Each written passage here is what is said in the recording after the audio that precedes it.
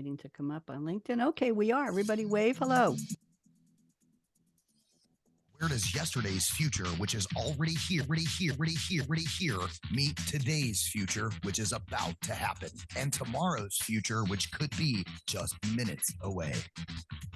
Welcome to Technology Revolution, the future of now, where host Bonnie D. Graham asks savvy futurists for their predictions about the tech-driven trends that are shaping our future right now. Here's your host, who will take us into the future of now, Bonnie D. Graham. Thank you to the voice of Ryan Treasure. Welcome, welcome, welcome. We've got a packed house today, and this is week 2 of my ninth annual Crystal Ball Prediction Show. Happy to be here. And we got some great predictions for you. I don't even know what they're going to say, but I know they're going to be great. I'm going to welcome them in a minute. But before we start, I have a little poem that I co-wrote. Panelists, I want you to look up at me and watch me read this with great feeling. And when I call your name, only first name, I want you to wave furiously so everybody knows who you are. And wave right now to LinkedIn, and wave hello to Facebook, and wave hello virtually to the Voice America business audiences listening around the world. So here we go. Welcome, worldwide audience, seeker of time's reprieve, to Crystal Ball Predictions number 2, where 2024 will weave. Hosted by Bonnie D. That's me, the maestro of mañana, the sultaness of speculation, the diva of divination drama. Mañana and drama are supposed to rhyme. No DeLorean, no Doc Brown's wild endeavor, yet a mind-bending journey, like Marty McFly's guitar, forever. Futurist creme de la creme with predictions so bright. Here we go. Wave when I say your name. Pras, Josh, Chuck, Pearl, Michelle, Barbara, Rafaela, and Murray in our Crystal Ball Spotlight. Leaders of Vision, 2024 predictions they'll share. A journey to the future for which we all care. In 2024's tech, our panelists unfold confident and articulate. I'm telling you all you have to be. But will their predictions hold? So raise your cup with Java Joe, Earl, Jack, or Dom. On Tech Revolution, we're poised with aplomb. Join me, Bonnie D, and my mic in red, leading us into 2024, hoping and planning for a great year ahead. What'd you all think? Pretty cool? You like it? Do I get any thumbs up there? Let's have some thumbs up. Come on. Okay, it wasn't just all ChatGPT. It was me too, just so you know. This is called the AI and the human. And last I checked, I still am. So there we have it. So let me just give a brief bio for each of you, and then we will get started with the predictions. Pras Chatterjee is back. Pras is the Senior Director of Product Marketing for Planning and Analysis at SAP, my former something. I don't know if I call it alma mater. Pras is a chartered professional accountant who works with software firms and Fortune 500s in the finance space. Welcome back, Pras. And then we have Josh Cavalier, founder of joshcavalier.ai. I love the name of your company. Easy to recognize. Maybe your email is too. He pioneered the fusion of ChatGPT and generative AI to optimize performance. His YouTube channel and presentations at AR and education tech conferences underscore his passion and expertise. Welcome, Josh.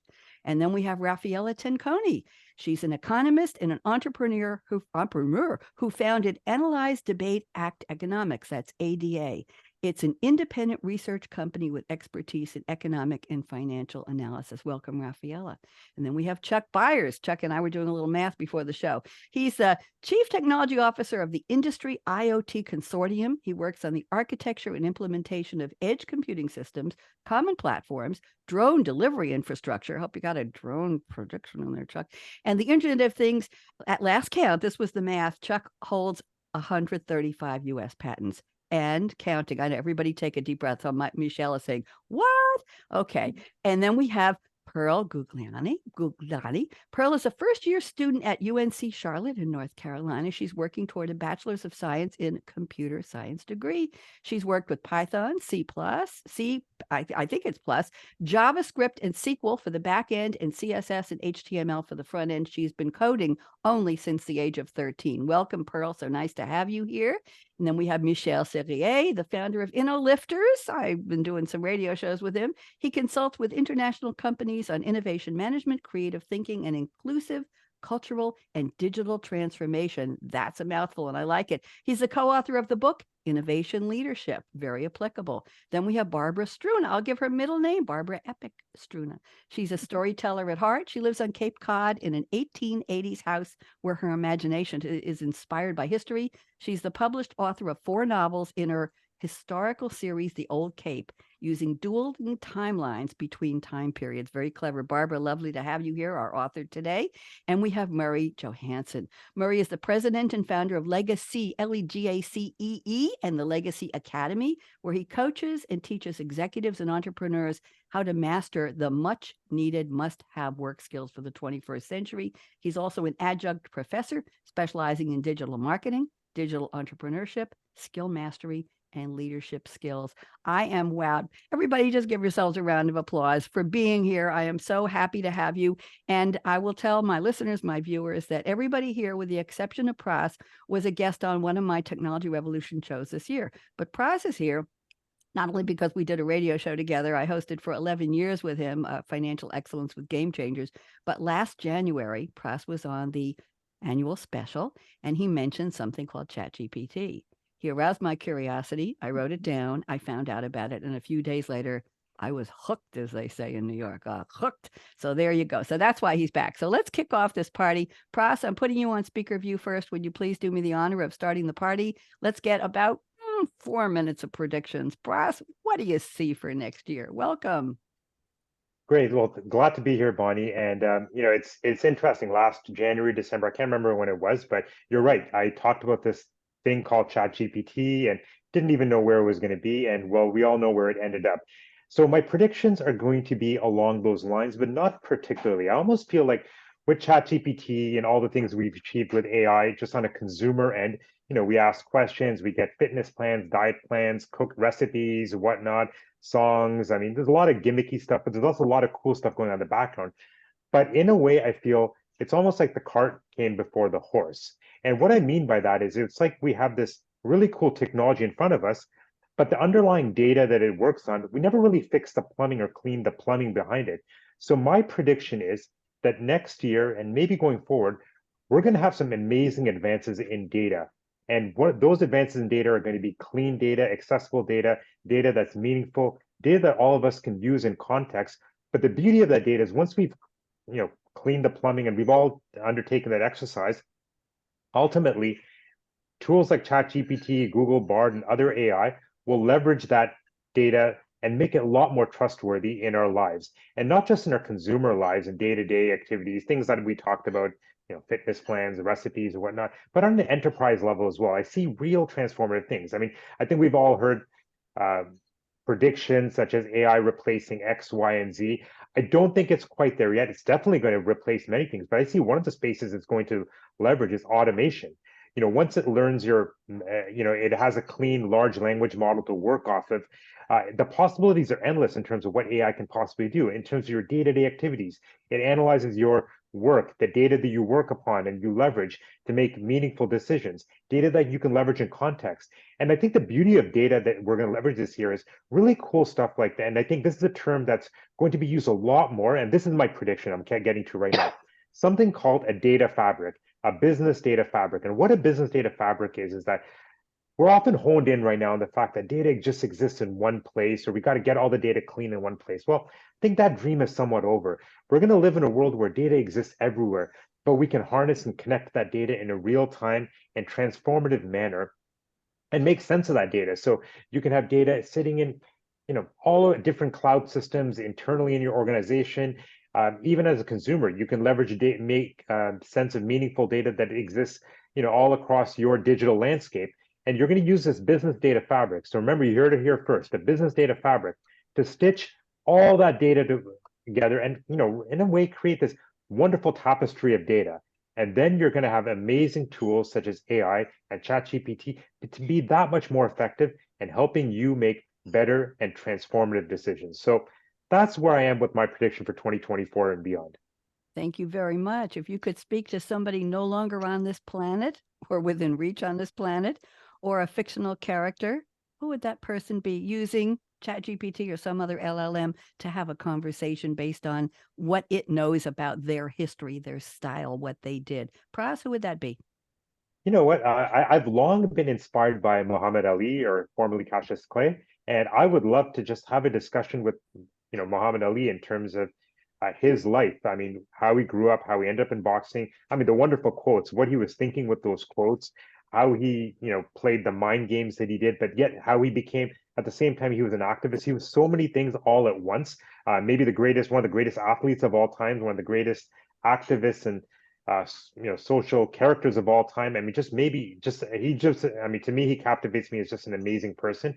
That's someone who I'd love to have an amazing conversation with. Thank you. I will invite you on my show in February. We're going to have those conversations. So thank you. And we'll need a fictional character too. Thank you, Prash, for starting the party. Let's move on. Josh Cavalier is here. Hey, Josh, Bonnie. let's hear what you have to say. Go ahead. Yeah, I got two predictions. One's a big global prediction, and the other one's a little bit more tactical. So let's get with the big one first. So, recently in the European Union, they passed the AI Act, absolutely huge. And it's going to be interesting to see how it's going to impact not only Europe, but the rest of the world. I know that there's a drawn out process as far as actually finalizing that AI Act and the way that it shows up as far as a vote by next April. And then there's the gradual acceptance of that law, which could take a year or two to actually get into place. So what's going to happen here in the States? It's going to be a patchwork of regulations. I don't think we're going to see any movement as far as Congress, because we are going into a huge voting year here in the States. And so as far as guardrails being placed up, it's not going to happen fast enough here in the States, which is unfortunate, because I do believe that there needs to be child protection. There needs to be workplace regulation in place as far as bias and hiring. There's all kinds of issues that are going to happen. Unfortunately, it's not going to happen fast enough. Same thing with copyright. I don't think copyright's going to happen fast enough. So we're going to see the technology rocket forward without these guardrails. And unfortunately, I think on the other side, there's going to be some negative consequences. So it remains to be seen. The other thing is, I'm extremely lucky to work with companies and see how AI is put in place.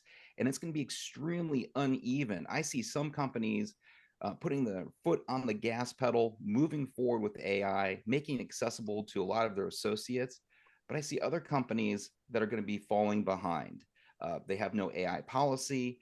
They don't have it accessible to their individual associates. And so we're going to see in the marketplace many companies move forward with it and be aggressive with it. And they're going to, again, be in a different position at the end of 2024 versus other institutions that are going to be lagging behind. Josh, will there be new job roles created for these people who will take companies into that future? What would the titles be? You want to take a stab at that? Yeah. So, in thinking about my world, which is learning and development, I do believe that content creation is going to be compressed. And we're going to look at more along the lines of analytics and data. So, taking a look at what would happen in regards to performance and numbers around performance gaps. And then after, knowledge and skills and behavior type training get out there, what's the result? Like, are we really, hitting our KPIs, and uh, what's going to happen as far as orchestration? So I see individuals orchestrating more as opposed to creating content. Interesting. I had a guest on a recent show who said we won't need text prompt engineers because the AI will give you the prompts, right, Chuck? AI will give you those prompts and will say, well, what language do you want, or what poet do you want this after, or what gender would you like the voice in, or Right. what historical period would you like? So that was a new job position that may come and it may go, or they may claim that they are still the ones to do it. Josh, if you could through AI, talk to somebody who used to be on this planet, I'll just keep saying that, or a fictional character, who would that person or thing be? Yeah, so I would have to have a conversation with David Ogilvy. And for those who are not familiar with David Ogilvy, he ran a famous ad agency, Ogilvy and Mather, and wrote the book Ogilvy on Advertising.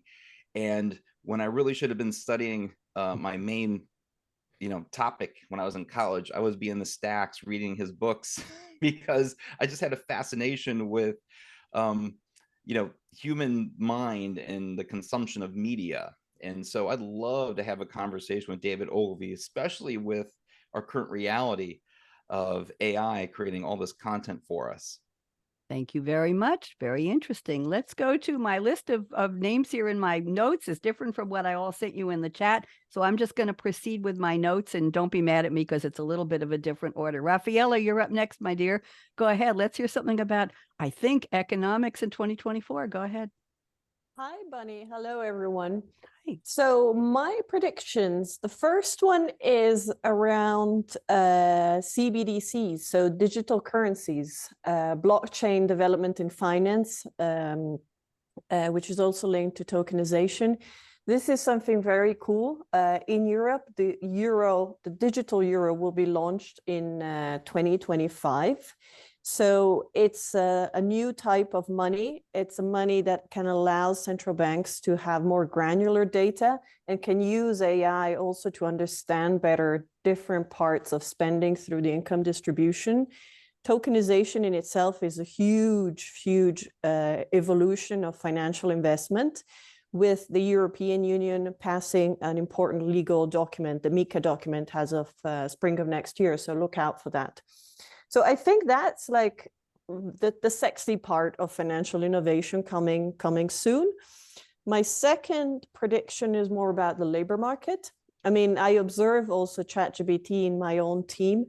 I think it's really nice that people have a buddy actually to work with. You know, I think if your organization allows it, I mean, I run a small organization, so we're quite flexible, but we find that especially junior staff is reassured by having somebody that can talk at various levels, both, you know, expert and non-expert, so that when they then present it to more senior staff, they are more comfortable about it. So I think that's really important. And also other project that we see evolving in policymaking will allow AI, and with some help of institutional legislation, to allow the labor market to be more granularly mapped with AI, so that all types of workers can be in future be found globally more easily. And that will really help with labor mobility, job skills, facilitating work-life balance, especially for women, which are penalized around maternity. So I think that is an incredibly positive thing that it's coming, and it is also enabled by AI. And I want to conclude with a slight negative but hopeful note, because it also links with what Josh and Pras before mentioned. I mean, AI, of course, is a lot of data, requires a lot of data, and there are some deployment which is too much. And I can already see, as my role as an economist, instances where it goes too far and it can flip into, you know, dictatorship and no capital mobility really easily. So my prediction is the whole industry is mushrooming, but there will be a point where it backlashes, and that kind of backlash into excessive invasion of privacy in the long run is helpful, because it will allow us to focus more on the part of human development and data sharing and information sharing, which is actually really, really positive.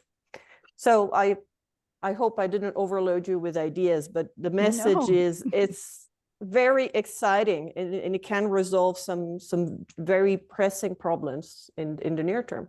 Thank you. I'm going back to what you opened with about AI being a buddy. Interesting. I think there's a question, Murray may know something about this in the education field, is teachers are saying, did you really write that, or did ChatGPT write that for you? Well, beyond the idea of copyright, the idea is originality. Where did it come from? Well, we've been instructed and taught and encultured since we were born. So we have ideas in our head that come from our own history. AI has their large language models, and it has all of its data that it's calling upon, whether it's current, which ChatGPT is not. But the point is that what is original anymore? We're all, right, Chuck? We're all looking back at something that we know. So the question is, if it's a buddy, is that a good thing, Rafaela? Is that something a teacher's going to say, did your buddy write that for you last night? What do you think? I think like everything in life, it's a matter of how you handle it. I mean, buddy, like I remember cheating in school. I certainly wasn't the only one. I mean, everybody took some shortcuts, and there were limits to it. So I think, look, I as I said in May, like humanity has its own ways. I think it's about bringing AI within what we know are necessary guardrails, and that is that. I used to be criticized by my students, not my students, my fellow students at college, because they'd say when there was an essay test, I wrote so much. They said, eventually you're going to get to the answer, Bonnie, and the teacher will have to say yes and give you a good grade. I would just sit there and pour. It's like a core dump. Well, I was a programmer, so a core dump. I just kept writing and writing and writing and writing. They say somewhere in there the right answer was buried, and she'll get it right. Rafaela? Well, if you wanted to have a conversation through AI with somebody no longer here or somebody who was never here, a character, fictional, okay, who would that be? So I think I'm going to say Karl Popper, philosopher, and ask what he thinks about ChatGPT and whether he can take his job. Interesting. Thank you very much. Okay. For all of you, I used to be a stringer reporter for several magazines on Long Island, and I once interviewed the great Johnny Mathis. He called my phone at 6 o'clock in the morning. It was his time, California 9. I had to go through two cassette tapes for the interview. It was so long. And I said to him, there's something new on TV called American Idol. And I said, where people are going to audition, they're going to sing, and they're try to get record contracts. And I said, what do you predict? And he said, it'll never be a success. I just wanted to tell you that. I have the interview somewhere. Thank you very much. Let's move on. Next online is Chuck Fires. Chuck, only 135 patents. You want to predict how many more you're going to get next year? Go ahead, Chuck. Oh, that depends upon the patent office, which is way backlogged. So I'm not going to venture to guess that. I've got like about 8 things that I can talk about here, so I'll go fast. First of all, I think it's going to go nuts for AI in 2024 in both good ways and bad ways. Nuts because we're going to discover lots of interesting applications, and bad because I think we're going to probably start understanding the bias and the hallucination and the energy use downsides of AI. Right now, it's kind of experimental, but when it hits mainstream, society's going to figure that out. And I think there's probably mechanisms.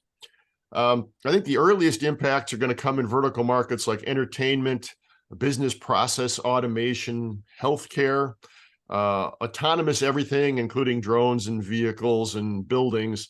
Sustainability of environmental and kinds of considerations, and probably politics. I think that AI is going to figure quite predominantly in the presidential election that we're all going to have to suffer through for the next little while. Yeah, I know, no politics, but I think it's inevitable that that both parties are going to use AI to manage the messages and twiddle the voter rolls.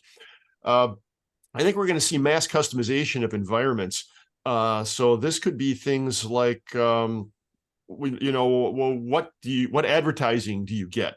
A much better playlist recommendation for your audio and music on demand stuff. I would expect that sooner or later, Netflix is going to edit videos just for you. It's Game of Thrones, but you care more about dragons than naked people.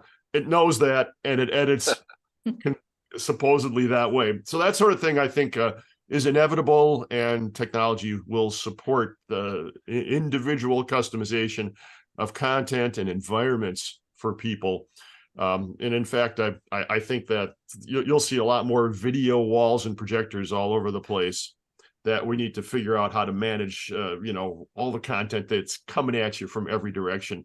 And AI is really the only way to keep everybody engaged the way that those advertisers and owners of those spaces care about. A little bit about customer support. We call Microsoft or whoever, and we talk on the phone and maybe wait in the queue for a really long time, and it's irritating. And then when we get there, I don't know about you, but I always push the 0 button or ask it operator, attendant, human, right? 2 years from now, agent, right? That's what agent, right. Agent, go 2 ahead. years from now, you won't be compelled to do that, because first of all, you won't have to wait in the queue because the AI thing will answer it on the second ring. And second, you probably are going to realize that the AIs are better than the humans at solving your problems. That crossover point is going to be this year or next year, I think.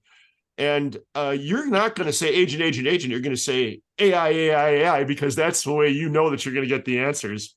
that you want as fast as you want, as efficiently as you want, customized, per my previous point, just for you. So that's a bit of a flip. And for those of you who are training to be telecommunication boiler room operators, I think your job is in serious jeopardy. I think that we're going to see lots of support to try to make generative AI especially more trustworthy. And the way that we might do that is not just rely on ChatGPT alone, but what we might do is ask the same question to ChatGPT and Bard and Microsoft 4.0 and all these other things, and then have some meta AI that analyzes all the different responses, votes on them, and gives you a composite response that might be more trustworthy, might be more free from bias or hallucination problems. Of course, then you've just shoved the problem to, will the meta AI have bias or hallucination? Maybe that's something that's more controllable than the individual AIs and all of the freaky data that they're pulling in to make their models. I think that we're probably going to have some governments trying to impose strict guide rails. We already mentioned the recent legislation in the EU. Some others will do nothing because they figure that that's going to hamper, guide rails will hamper their the economic benefit of AI. My belief is that some extension of Asimov's 3 rules of robotics, 3 laws of robotics, that robots basically don't hurt humans.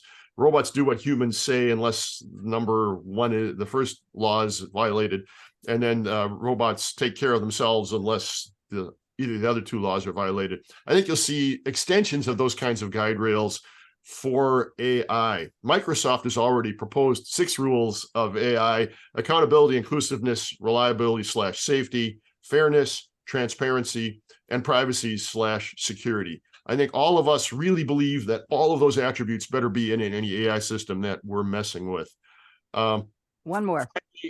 Just a stretch prediction that you may or may not believe. I think this whole content creation thing is going to really embrace AI.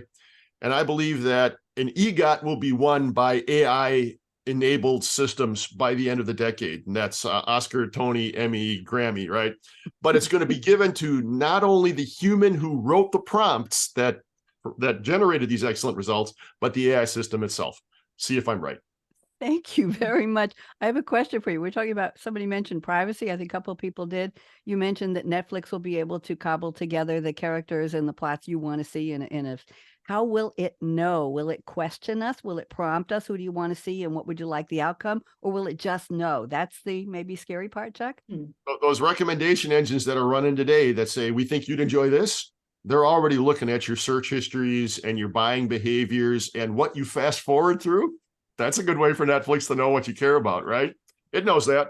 And it'll put that into the instructions to the AI-based film editors that will take all the raw stock and put it together in a thing that'll hold your attention more efficiently than a non-AI program. I'm watching, Michelle will get a kick out of this. I like to watch the French police procedurals with the gendarmerie and all the soap opera characters in them. And Tandem is one of my favorite. And I have a crush on the lead actor. I won't mention his name, Stefan Blancafort. Oh my God. Anyway, so when I run out of season 8 or whatever is on right now, what if I went to AI and I said, I'd like to continue the series. Would you put together another episode for me where Inez, who I can't stand, is trying to steal Paul from Leia and take them to Lille with her son, Tomas. And I wish that wouldn't happen, but I'm going to run out of shows soon. And I don't know when season 9 from France, which was 5 years ago, is coming to US MHD TV. So would it do that for me? Not this year's technology, but by the middle of the decade, I would say that would be very feasible. So you can say, I didn't like that ending, make me a different ending, wind it back. Be still absolutely. My heart. I want to see, I thought Inez was going to be the culprit in the terrible plot where somebody was killing the criminals. It's just another deep fake, right? I was rooting for her and she wasn't. Chuck, who would you want to talk to? Fictional or past real person? Quick. Past human, Thomas Edison, just because he's got over 1,000 patents that pretty much every human on Earth touches on a daily basis. And a fictional character, Indiana Jones, just because he can be a stuffy professor teaching pretty boring subjects to not necessarily interested students one day. And then he's out there the next day whipping down the Nazis. I mean, how much fun is that? How much fun is that? Thank you, Chuck. Pearl, you're up next. Our student. Pearl, we're so delighted that you're joining this panel. I'm very impressed with you. I was when I met you on the show with Dr. Sharon Jones a few months ago, and I'm so happy you're here. So Pearl, regale us. What are your predictions? All right, so I'm not gonna lie, a lot of my touched upon predictions have been very much expanded and touched upon by Mr. Josh Cavalier and Mr. Chuck Byers. So basically I am currently in this, okay, well now it's over, but I was in this class called Computing for Professionals where we had to think about like critical thinking and computing and stuff. And a lot of the questions, I had to write a paper on this, was like, who's in charge of the mistakes that AI will inevitably make, right? And I will say I used AI to help me write my paper with the grammar and stuff because I'm very bad at paper writing. But I think that there's going to be a thought of like creating an ethics board, like the way we have a Supreme Court, sort of like the legal thought of AI, like how if people implement it into something like medical technology or something like that, then where's the liability in like in insurance terms, like who has liability for that? And I think that's going to be something potentially bad, or someone's going to catch something before something bad happens, and it's going to start a conversation. That's what I believe will maybe happen around like October of next year, because I think that'll give it enough time for it to become integrated into things.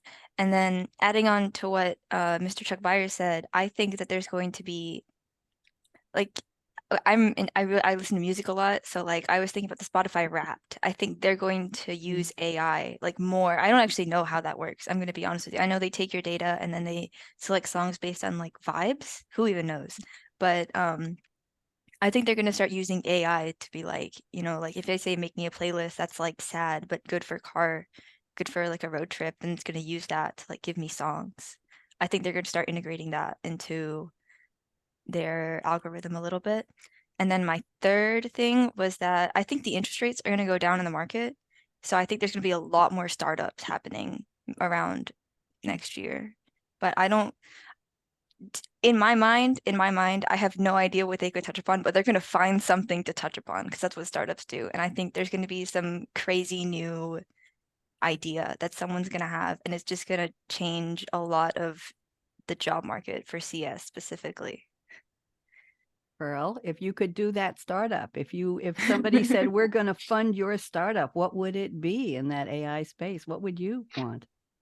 I think I truly I have no idea, but I would think it would have to do something with philosophy, because I think Miss Rafaela said like AI is like, she wanted to ask a philosopher like how would it take your job, but I think it would be really interesting to see how an AI could hypothetically think about like itself.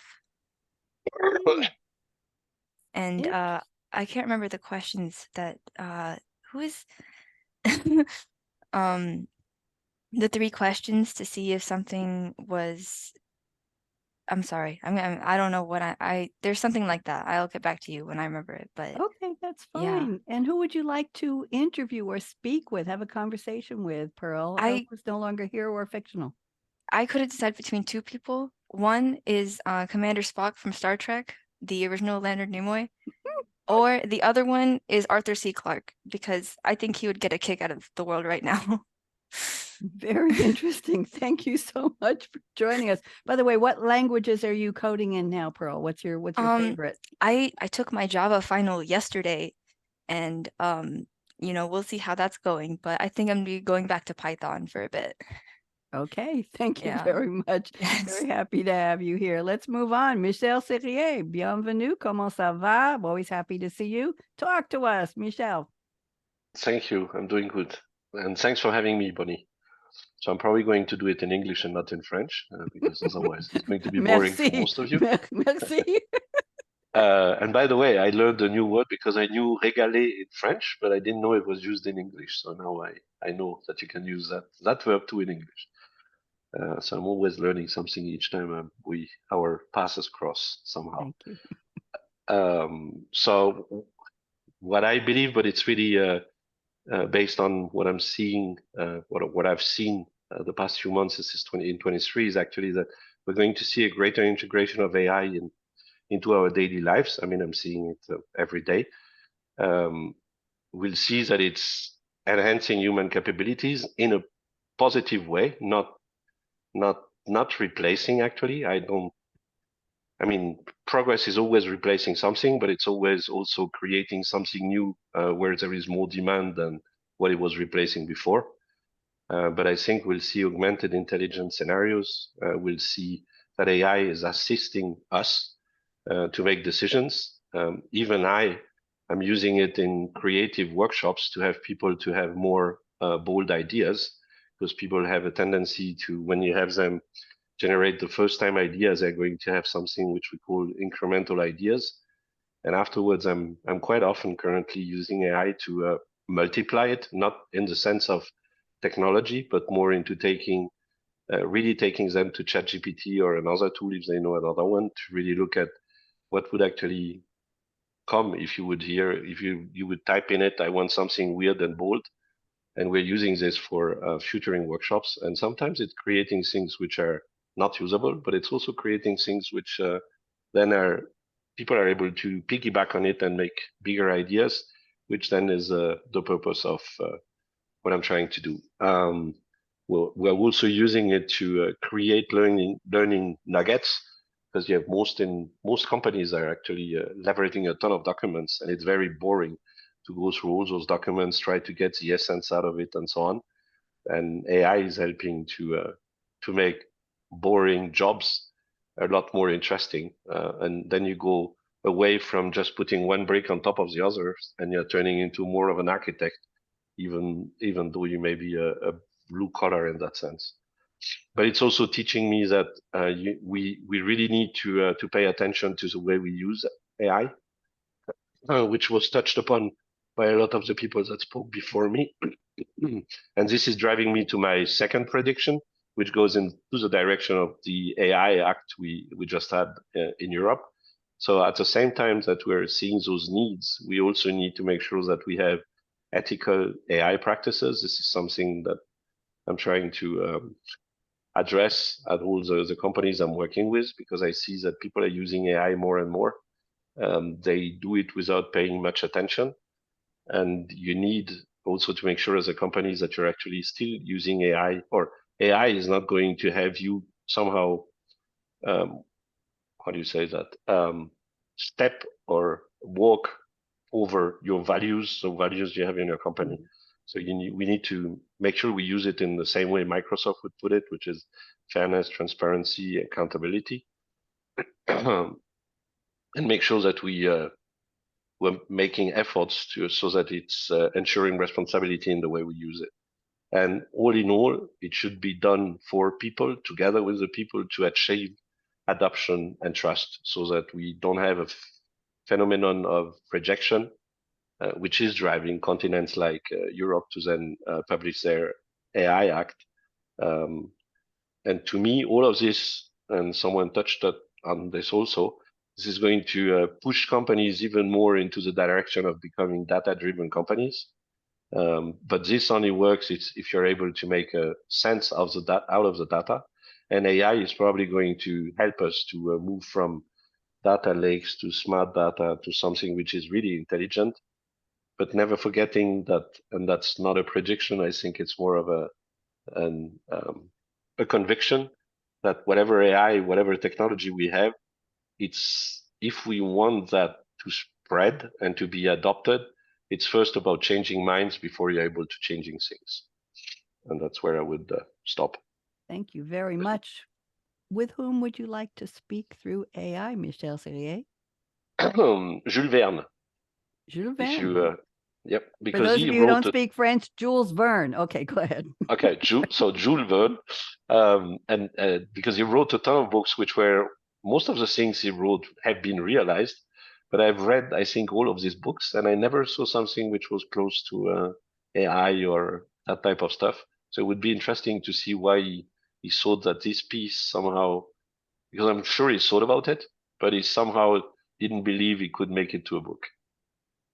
Thank you very much. Let's move on. Merci. Barbara Struner, let's hear from you, our history novelist. Barbara, welcome.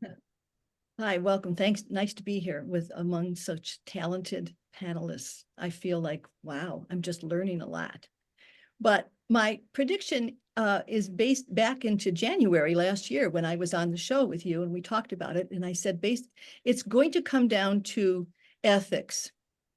Will the creator, the author, the artist be willing to say, yes, I did this, I did that, I used this. And that's still going to be, or it should be, in the heads of all these people that are creating.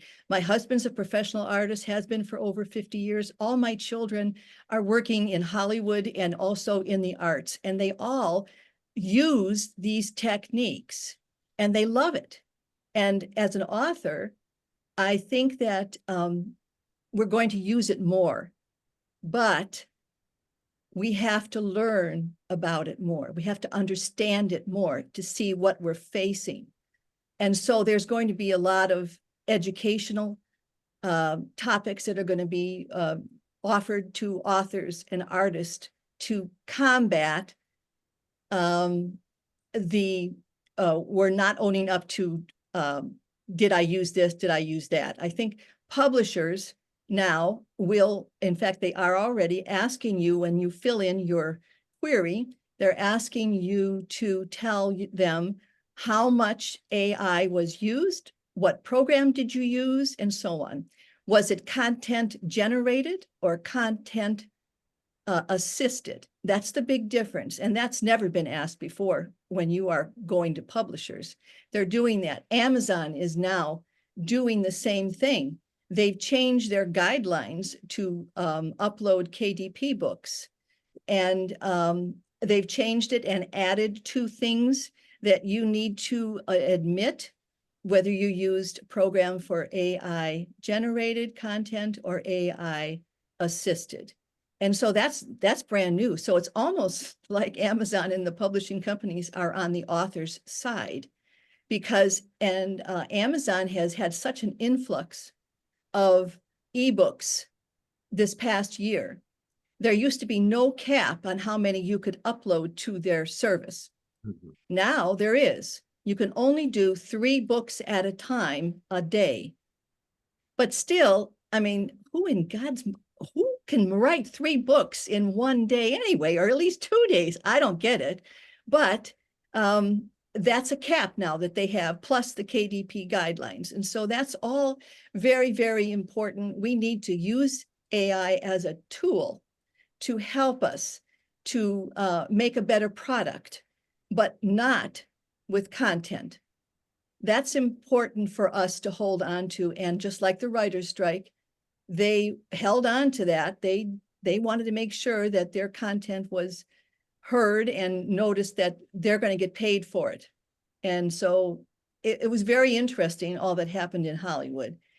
So that's one prediction that I think that we are going to be learning more about it. And if the creator or the artist does not learn enough about AI, they're not going to be as successful as the others. So you've got to use this and keep going using it.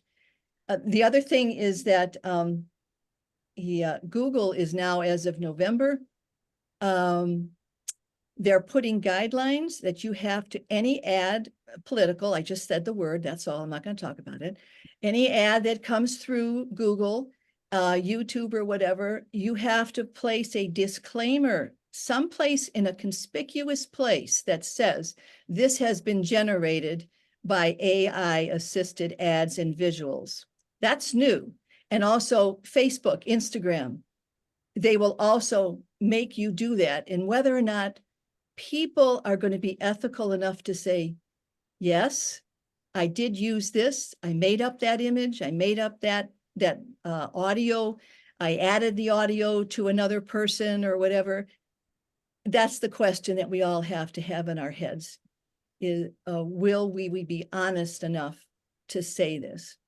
So I just, my 5th book is coming out in the spring, and I've added a disclaimer under the usual one that says you can't, it's not related to any other people in fiction or whatever, blah, blah, blah. I put in that this work is not generated by any AI content created programs. And you can't use it without strict permission from me if you want to use it in the training of AI. And so that's another thing too. So it's a very interesting world that we're entering, and it has really super speeded over the last year into everything. And I'm glad that people are in the industry are coming to our aid, so to speak, to protect us as the creator. So, and the person that I would like to talk to, Yes, is my father. He was a dreamer of an engineer and never got to achieve it because he had to quit work when his father died in the 20s and he couldn't finish high school. And so, but this guy, he built speakers. We had music in every single room of our house. He made records of our voices when I was in the 60s and in the 50s. And so I'd like to talk to him and say, look at me. I am almost as good as you because I'm fascinated with technology and everything else as old as I am. I still love it. And that's who I'd like to talk to and just compare notes with what he thought when he was doing it back in the 30s and 40s. what a lovely thought. One quick question. I recently met an author who's coming on my Monday night creativity show, Barbara, and she has written 97 romance novels. Oh, geez. She's not that old. You gave me a thought, and I asked her for one in her romance series, and it was something about a obsession or something. It was very well done. It was 80 pages on a PDF, 80 pages. I was able to read it in about an hour and a half. It had full character development. It had an opening, a beginning, and end, and it resolved itself. I was very impressed. I never thought that maybe she used AI to write Oh, them. yeah. Actually, the Didn't dawn on me. young adult romance novels are the biggest problem right now. They're just pushing them out, and it's all AI generated. 97 books. I said to myself, does she Yeah, sleep? there's no Does she- way I'm she's gonna- younger than me could do that. I don't think so. She's half our age. Barbara, it was Oh. lovely. Murray Johansson, you have been so patient. He's been sitting there in front of his billboard and he's waiting to tell us. Murray, go ahead, wrap this for us. You're ready. All right, very good. I wanted to talk to everyone a little bit about AI and the future of learning. I've often thought to predict the future, you have to understand the past to be able to know what to do in the present. And so I'd like to set a context for us today. And I want to go back to the Industrial Revolution. As you know, it all started with the steam engine in English in the 18th century. Today, we're on the fourth Industrial Revolution, if you want to think of it that way. And this innovation involves AI. And one of the defining characteristics of the Industrial Revolution was the replacement of humans with technology. And I don't think we're going to see that change with the fourth Industrial Revolution. So we can see a lot of integration of AI into human activities. The next thing I wanted to share with you is the adaptation rate. When an innovation occurs, there's a rate of adaptation, sometimes called the diffusion of innovation. If some of you remember, ChatGPT came out in November of 2022, and in 2 months, had over 100 million people using it. 100 million.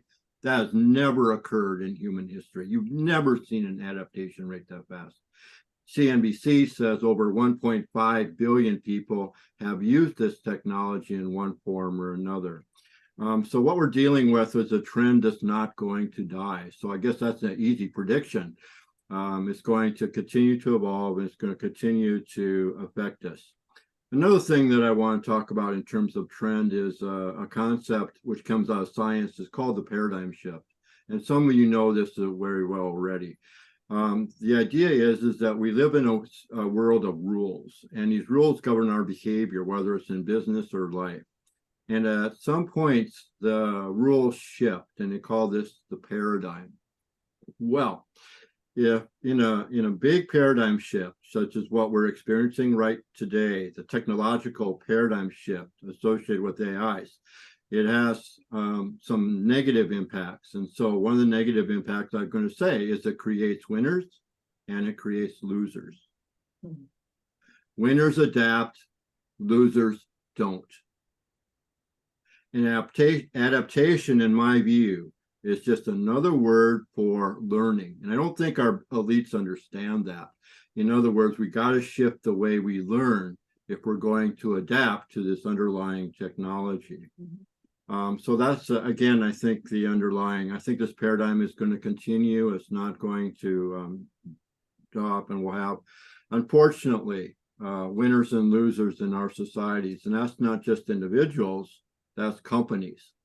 You know, I'm reminded when the automobile came out, there must have been a lot of people who were making buggies wondering whether they were going to have a product or not in a few years. And Josh has said that already. He sees some companies adapting very quickly, others completely ignoring it. Same with individuals. I'd like to talk a little bit about some evolving technologies that are occurring within this big technological umbrella. And I want to focus a little bit. So in November of 2022, OpenAI introduced ChatGPT. They did it again, another technological innovation, a big technological innovation in November of 2023, about a year later. And this is one that they call GPTs. And I think GPTs have a will have a tremendous impact on our lives. A GTP, if you want to think about it, is a baby AI. It's a baby AI that you can train. That sounds kind of interesting, actually, training your own AI.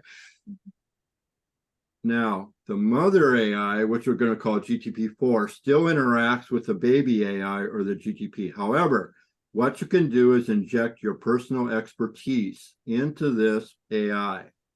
And that AI can help you with the evolution of what you're doing. So if you're a great writer, you could inject your personal expertise on writing. If you're a cook, you can tell that GPT how to make Italian food.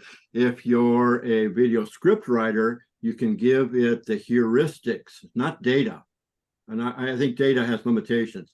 It's the heuristics that you use to develop a video script. And I think that's game-changing, because now you have an assistant who really can help you in your area of personal expertise. Again, if you want to share it. Now, there are some dangers to that, because we don't know. Maybe that expertise is being scammed off to somebody else, so on and so forth. So there are some issues right there, but potentially another revenue stream. Finally, everyone, I want to close on another big evolutionary technology. That is the idea of coaching and tutoring. One of the problems we have in online learning, and I teach two different LMSs, learning management systems, one for the university, one for the academy. The idea is that there's very little interaction with the students. Okay, so it's like they're passive and they're kind of absorbing information. And believe me, professors are more boring than what you're seeing on Instagram. I mean, seriously, you can't compete. I mean, there's just no way. So how are you going to compete? How are you going to get them to learn? How are you going to get them to engage? Well, these two LMSs don't do this, but I'm shifting over now to a third one that does. They give you the ability to have the student ask questions of the AI. And so they can ask questions on the content that you're teaching, you know, because I swear to God, nobody likes to ask the professor a question and then they appear foolish, yeah? But they'll definitely ask the AI. So I think the revolution in learning will occur. We'll have the technology. The big question, I'll close on this, is whether humans are willing to learn. And Murray, thank you. Thank you. Thank you. One sentence. Finish your sentence. Go on. I want to cut you. One sentence. What were you going to say? If humans are willing to learn, finish that. In other words, are we able to 5x or 10x our own personal productivity and performance? Are we willing to learn to be able to do that? Thank you, Murray. Well, Murray, conversation AI with fictional person or fictional character or real person? Who? Fast. Oh, yeah, I'd like to do Athena. Athena to me is really fascinating. Patron of Athens, actually. So she was a goddess of wisdom, but more than that, she was a protector. She was also a warrior. And sometimes you see her hand, the goddess of Nike. Nike. Thank you, Murray. A good conversation. I want to thank all of you so much. This was interesting. I'm always amazed at my guests on these specials. I know it's a packed house. I know we're on the clock, but everybody seems to pay attention to what the others are saying and reflect on it, right, Pearl, and right, Barbara, and right, Pras, and Michelle, and Chuck, and Josh, and Rafaela, and Murray. Everybody is listening and learning and growing. I hope you'll all connect with each other. You've got each other's emails. Quickly, let's do this. You know, I always do this on the show. Everybody put up your finger. We're going to say no, no, no on the count of 3. Everybody says the future is already here. Come on, Josh, put up that finger. Everybody says the future is already here. And our answer is 1, 2, 3. No, no, no. Rafaela, I didn't hear you. Come on. No, no, no. There she is. I think she's frozen. Anyway, there we go. That was yesterday's future. That was the future. I didn't say that sentence half a second ago. That was the future. It's in the past already. See how fast it goes. Veet, right, Michelle? So we're all going to do our best to make it a much better, much more human future. That's what I predict. Bonnie D saying goodbye. Don't go away. Guess. Wave goodbye to LinkedIn. Thank you, Andrew, our engineer. Wave goodbye to Facebook. Wave goodbye virtually to Voice America Business. Andrew, are we out? Yeah, all clear. Have a great day, everyone. Take care. Thank you. Thank you. Bye. Thanks. Bye. Bye, everyone. It was nice to meet you. Don't go Bye. away yet. Don't go away yet. Hold Oh. on. Let's just do a recap.